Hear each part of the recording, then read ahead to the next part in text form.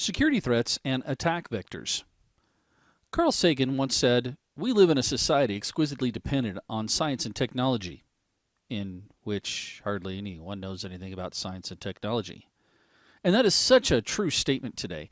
We have so much technology coming out that's being consumed by consumers or being pushed out to the consumers. They have no idea how they operate. They just know that, hey, it works.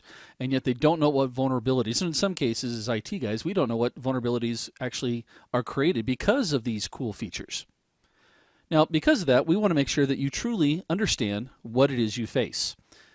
And when we talk about this, we're going to go through in this module and take a look at security threats. What would be considered a security threat? What creates a path or a way into your environment? What type of technology creates that for us?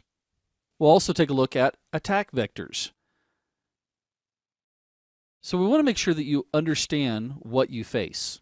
And when we talk about that, we really want to focus in on three specific areas. One being the security threats that are coming your way, different types of threats that can be created, whether they're from a human being or from a system.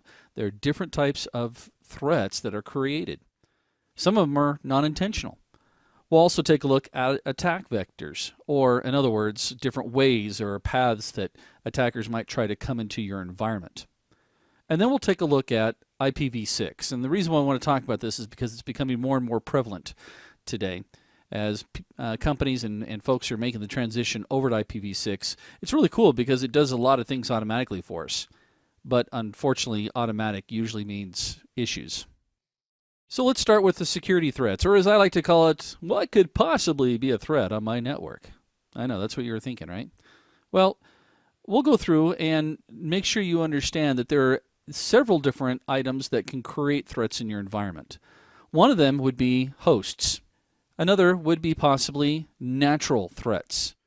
We'll also take a look at physical threats that get created, as well as application threats. To me, this is one of the big issues that we have. Applications, either they're in-house applications or pre-purchased applications. And then we'll take a look at the threats that humans create for us, or as I like to call it, stupid is as stupid does. And then, of course, we'll take a look at network threats. So let's focus in on the first one.